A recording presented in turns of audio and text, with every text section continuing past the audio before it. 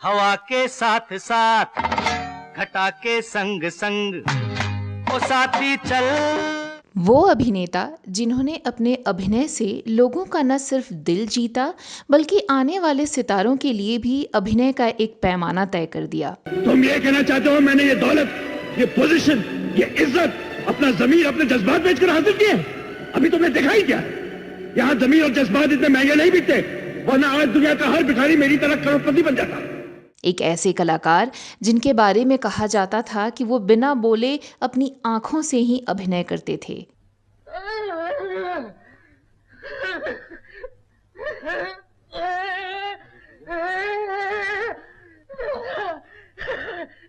Cinema के पर्दे पर हर तरह के किरदारों में जान फूंकने वाले एक एक्टर जिनके साथ स्क्रीन शेयर करने से बड़े को स्टार घबराते थे। तुम गब्बर को नहीं मारोगे,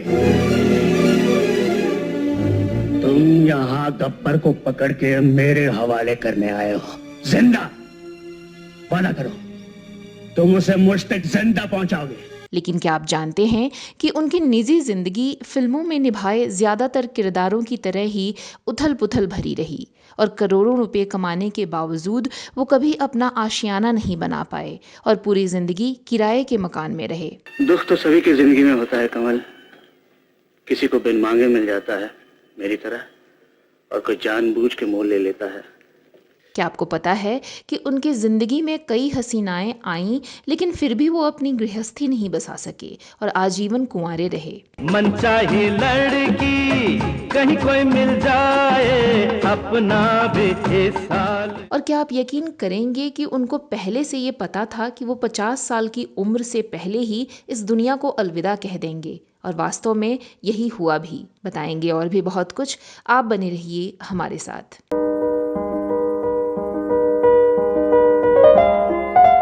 मेरी भीगी भीगी सी पलकों पे रह गए जैसे मेरे सपने भी। दोस्तों, आज मैं जिस मशहूर एक्टर के बारे में चर्चा करने जा रही हूँ उनको दुनिया संजीव कुमार के नाम से जानती है। एक मजे हुए संजीदा ज़हीन कलाकार। तो आज के अपने इस शो में हम संजीव कुमार की ज़िंदगी के कुछ दिलचस्प किस्सों की करेंगे बात। नमस्कार दोस्तों, आप देख रहे हैं वो पुराने दिन। कोई लड़की मुझे कल रात सपने में मिली, बड़ी प्यारी सी। संजीव कुमार का जन्म 9 जुलाई 1938 को सूरत में हुआ। उनका असली नाम हरिहर जेठालाल जरीवाला था और करीबी लोग उन्हें हरि भाई कहते थे। लेकिन सिनेमा में आने के बाद हरिहर जेठालाल दुनिया के लिए बन गए संजीव कुमार। जब वो मात्र 7 साल के थे तभी उनका परिवार मुंबई शिफ्ट हो गया था। मुंबई की गलियों में कदम रखने के बाद अभिनय की दुनिया ने उनका ध्यान खींचा। संजीव ने फिल्मों में अभिनय करने का सोचा और फिर वो स्टेज पर एक्टिंग करने लगे। संजीव कुमार ने अपने अभिनय जीवन की शुरुआत इप्टा के स्टेज से की। इसके बाद वो इंडियन नेशनल थिएटर से जुड़ गए। दरअसल संजीव कुमार बचपन से ही अभिनेता बनना चाहते थे, इसलिए फिल्मों तक पहुंचने का उनका सफर कोई इत्तेफाक नहीं था। काफी मशक्कत के बाद संजीव कुमार ने अपने फिल्मी करियर की शुरुआत 1960 में हम हिंदुस्तानी फिल्म में मात्र 2 मिनट की छोटी सी भूमिका से की। आपको यहाँ आपके वंश की हिस्ट्री पूछने के लिए नहीं बुलाया गया। बड़े सरकार, आप तो बहुत जल्दी नाराज हो जाते हैं। हम तो आपको अपना समझते हैं, नहीं तो कौन किसी को अपने घर की बात कहता है। मिस्टर आमिर चंद। इसके बाद साल 1962 में राजश्री प्रोडक्शन की आरती के लिए उन्होंने स्क्रीन टेस्ट दिया, जिसमें वो पास नहीं हो सके। इसके बाद उन्हें कई बी ग्रेड फिल्में मिलीं। इन साधारण फिल्मों के बावजूद अपने अभिनय के जरिए उन्होंने सबका ध्यान आकर्षित किया और फिल्मों में अच्छे रोल के लिए जी तोड़ मेहनत जारी रखी। ओहरे ताल मिले नदी के जल में, नदी मिले सागर। इसके बाद बतौर लीड एक्टर उन्हें 1965 में प्रदर्शित फिल्म निशान में काम करने का मौका मिला। इसके बाद उन्होंने स्मगलर, पति पत्नी, हुस्न और इश्क, बादल, नौनिहाल और गुनहगार जैसी कई फिल्मों में अभिनय किया, लेकिन कोई भी फिल्म बॉक्स ऑफिस पर सफल नहीं हुई। 1968 में प्रदर्शित फिल्म शिकार में वो पुलिस ऑफिसर की भूमिका में दिखाई दिए। ये फिल्म पूरी तरह अभिनेता धर्मेंद्र पर केंद्रित थी। फिर भी संजीव कुमार धर्मेंद्र जैसे अभिनेता की उपस्थिति में भी अपने अभिनय की छाप छोड़ने में कामयाब रहे। इस फिल्म में उनके दमदार अभिनय के लिए उन्हें सहायक अभिनेता का फिल्मफेयर अवार्ड भी मिला। रात भर जागे हो ना, थोड़ा सा आराम करो। और हाँ, अब अगर कत्ल का कोई दूसरा सबूत लाओ तो वो ख्याली ना हो। 1968 में प्रदर्शित फिल्म संघर्ष में उन्होंने दिलीप कुमार के साथ काम किया। इस फिल्म में छोटी सी भूमिका में भी उन्होंने बेहतरीन अभिनय किया और अपनी छाप छोड़ी। इसके बाद आशीर्वाद, राजा और रंक, सत्यकाम और अनोखी रात जैसी फिल्मों में मिली कामयाबी के जरिए संजीव कुमार ने दर्शकों के बीच अभिनय से धाक जमाया। डोली के साथ अर्थी उठवाने का चाव कुछ नया मालूम होता है। जाकर कह दो कुंदन से आजमा ले अपने वफादारों को, हमारे। नहीं देवर जी नहीं, आप नहीं जाएंगे। 1968 में रिलीज हुई उनकी फिल्म राजा और रंक पर्दे पर जबरदस्त सफल हुई। इस फिल्म ने संजीव कुमार को इंडस्ट्री का स्टार बना दिया। इस फिल्म में संजीव कुमार ने कम उम्र में ही उम्रदराज व्यक्ति का रोल निभाया था।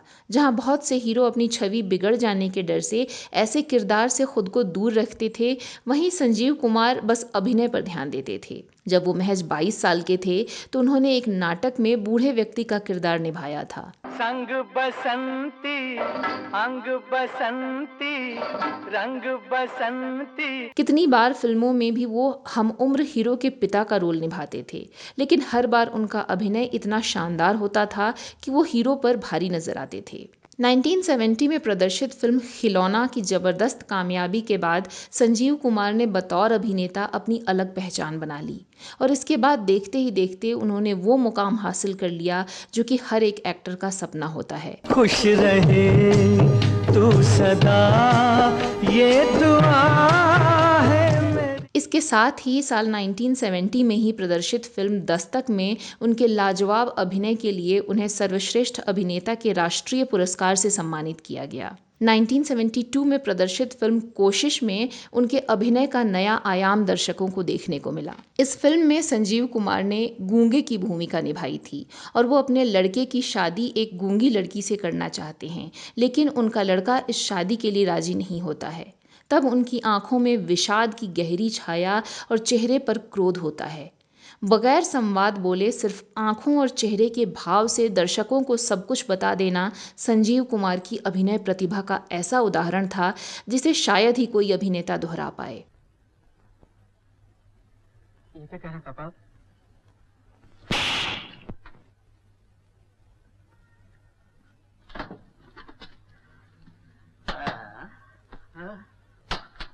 1972 में ही संजीव कुमार की फिल्म सुबहो शाम रिलीज हुई। इस फिल्म को गुलजार ने देखा और संजीव के अभिनय से प्रभावित हो गए। इसके बाद उन्होंने संजीव के साथ मिलकर आंधी, कोशिश, मौसम, अंगूर, नमकीन जैसी कई फिल्में की जो पर्दे पर खूब सफल हुईं। 1974 में रिलीज हुई फिल्म नया दिन नई रात में संजीव कुमार ने 9 भूमिका अदा की और अपने अभिनय से सबको हिला कर रख दिया। भारतीय सिनेमा जगत में संजीव कुमार को एक ऐसे बहुआयामी कलाकार के तौर पर जाना जाता है जिन्होंने नायक, सहनायक और चरित्र कलाकार की भूमिकाओं से दर्शकों को अपना दीवाना बनाया। संजीव कुमार हिंदी सिनेमा के एक ऐसे अभिनेता थे जिनका लोहा हर कोई मानता था। घबरा क्यों नहीं? तुम्हारा ख्याल है गुड्डी की माँ की यादों का ताजमहल जो मैंने अपने दिल में बनाया है उसे एक खूबसूरत लड़की को देखकर चकनाचूर कर दूंगा। सत्यकाम, दस्तक, कोशिश, नौकर, आशीर्वाद, चरित्रहीन, नया दिन नई रात, पति पत्नी और वो जैसी तमाम बेहतरीन फिल्में कर उन्होंने सिनेमा में अपनी अलग जगह बनाई थी। शोले के बिना हाथ वाले ठाकुर का रोल हो या फिर शतरंज के खिलाड़ी में मिर्जा सज्जाद अली का रोल, हर किरदार को संजीव कुमार ने बखूबी निभाया। तुमने सुना होगा बालिका, गुरु बिना गत नहीं। जो गुरु की शरण में आ जाता है, गुरु अपनी शक्ति बांटकर उसके शरीर में समो देता है। संजीव कुमार को 2 बार सर्वश्रेष्ठ अभिनेता का राष्ट्रीय पुरस्कार मिला और 2 बार सर्वश्रेष्ठ अभिनेता के फिल्मफेयर पुरस्कार से सम्मानित किया गया। साल 1975 में प्रदर्शित फिल्म आंधी के लिए सबसे पहले उन्हें सर्वश्रेष्ठ अभिनेता का फिल्मफेयर पुरस्कार दिया गया। इसके बाद 1976 में फिल्म अर्जुन पंडित में बेमिसाल अभिनय के लिए सर्वश्रेष्ठ अभिनेता के फिल्मफेयर पुरस्कार से नवाजे गए। संजीव कुमार के करियर में फिल्म शोले ने बहुत बड़ी भूमिका अदा की। इस फिल्म में संजीव कुमार ने जो ठाकुर का रोल निभाया था, उस किरदार के लिए उन्हें आज तक याद किया जाता है और ये रोल निभाकर संजीव हमेशा के लिए अमर हो गए। ठाकुर न झुक सकता है न टूट सकता है, ठाकुर सिर्फ मर सकता है काशीराम। संजीव कुमार ने अपने जीवन में कई अभिनेत्रियों से रोमांस किया। पहले वो हेमा मालिनी को दिल दे बैठे थे, लेकिन हेमा मालिनी के साथ रिश्ता टूटने के बाद संजीव कुमार को सुलक्षणा पंडित दिल दे बैठी थीं। अरे आज प्यारे प्यारे से लगते हैं आप, चेहरे पे खिल। हालांकि सुलक्षणा पंडित ने अपने समय के हर एक एक्टर के साथ काम किया, लेकिन उनके दिलो दिमाग पर संजीव कुमार ही छाए रहे। उन्होंने संजीव को अपने दिल की बात भी बताई, लेकिन संजीव कुमार तो हेमा मालिनी की मोहब्बत में गिरफ्तार थे। हवा के साथ साथ, घटा के संग संग, ओ साथी चल। कहते हैं कि संजीव कुमार ने हेमा के प्यार में कभी शादी नहीं की, तो सुलक्षणा पंडित ने भी संजीव के प्यार में कभी शादी नहीं की। इस तरह दोनों ने ही कभी शादी नहीं की। दोनों ने फिल्म उलझन में साथ काम किया था। ये सुलक्षणा की पहली फिल्म थी। दोनों ने 1981 में चेहरे पर चेहरा, 1982 में वक्त की दीवार और आखिरी मूवी दो वक्त की रोटी में साथ काम किया। मन चाहे लड़की कहीं कोई मिल जाए, अपना बेचे साल। संजीव कुमार और जया बच्चन की जोड़ी एक समय बहुत हिट रही। संजीव कुमार ही ऐसे एक्टर थे जिनके साथ जया ने पति से लेकर ससुर तक के रोल किए, जैसे फिल्म कोशिश में पति का रोल, अनामिका में प्रेमी का किरदार, शोले में ससुर का रोल और सिलसिला में भाई का रोल। हरी भाई यानी संजीव कुमार को हिंदी सिनेमा से नाम, पैसा और शोहरत सब कुछ मिला, लेकिन नहीं मिला तो बस जीवन साथी और एक घर। आपको जानकर हैरानी होगी कि संजीव कुमार जैसा बड़ा स्टार जिंदगी भर किराए के घर में रहा। हालांकि कई बार उन्होंने खुद के लिए घर खरीदने की कोशिश भी की, लेकिन किसी न किसी वजह से वो ऐसा नहीं कर पाए। इस साल में अपने बड़े भाई की याद कभी नहीं आई, कभी भी मुड़कर ये नहीं देखा कि तुम्हारा बड़ा भाई तुम लोगों के बगैर किस तरह मर मर के जी रहा है। एक बार संजीव को घर पसंद भी आ गया था, जिसकी कीमत 50,000 रुपये थी। जब संजीव कुमार घर के मालिक के पास पैसे लेकर पहुंचे तो मालिक ने कहा कि अब आपको 70,000 देने पड़ेंगे। कुछ दिन बाद संजीव 70,000 लेकर पहुंचे तो मकान मालिक ने 1 लाख रुपए की डिमांड कर दी। ये बात संजीव को बहुत बुरी लगी और उन्होंने उस घर को खरीदने का इरादा ही छोड़ दिया।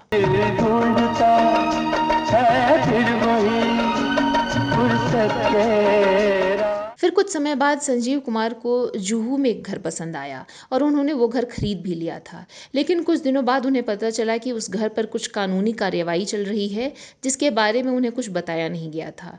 इसी वजह से संजीव को वो घर भी छोड़ना पड़ा।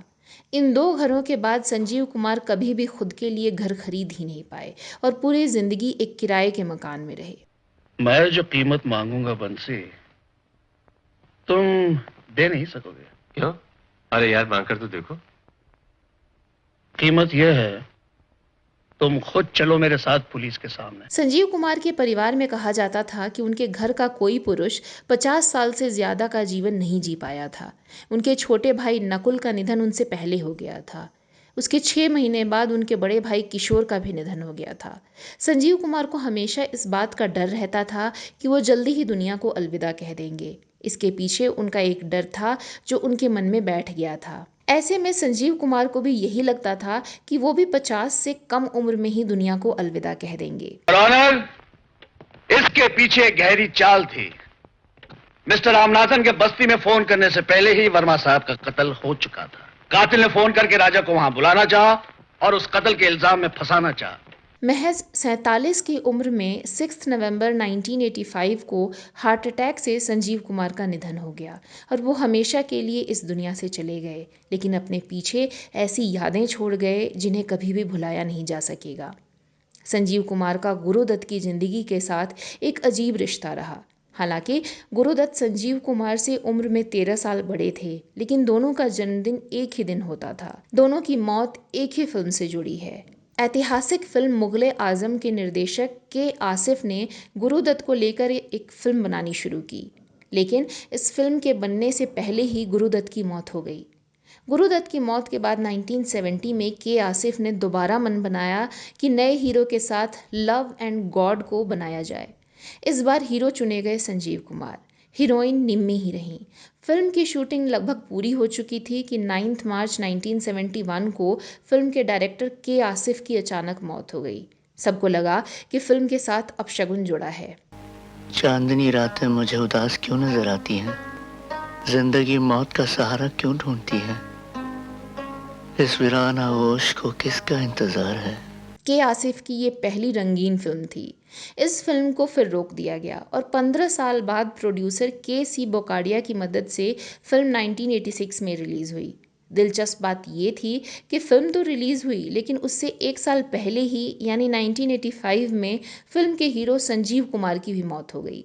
इस फिल्म को देखने के लिए न तो गुरुदत्त, न ही निर्देशक के आसिफ और न ही संजीव कुमार जीवित रहे।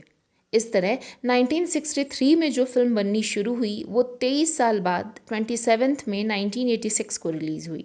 Guinness book of world record में इस फिल्म को शामिल किया गया था। संजीव कुमार के निधन के करीब 30 साल बाद उनकी यादों को गुजरात के सूरत में बने संजीव कुमार ऑडिटोरियम में संजोया गया है, जिसका उद्घाटन प्रधानमंत्री श्री नरेंद्र मोदी ने 14 फ़रवरी 2014 को किया था। तो दोस्तों, ये वीडियो कैसा लगा ज़रूर बताएं। संजीव कुमार के बारे में आपके पास कोई और जानकारी है तो कमेंट बॉक्स में ज़रूर लिखें। तो दोस्तों, आज के लिए फ़िलहाल इतना ही। इसी तरह के कुछ और दिलचस्प किस्से कहानियों के लिए आप हमारे दूसरे चैनल श्वेता जया फिल्मी बातें को भी देख सकते हैं और यूट्यूब के थैंक्स बटन के जरिए आप हमारे काम को भी सपोर्ट कर सकते हैं। हम आपको हिंदी सिनेमा के कलाकारों के अनसुने अनजाने पहलुओं से ऐसे ही रूबरू कराते रहेंगे। फ़िलहाल हमें दीजिए इजाज़त। नमस्कार।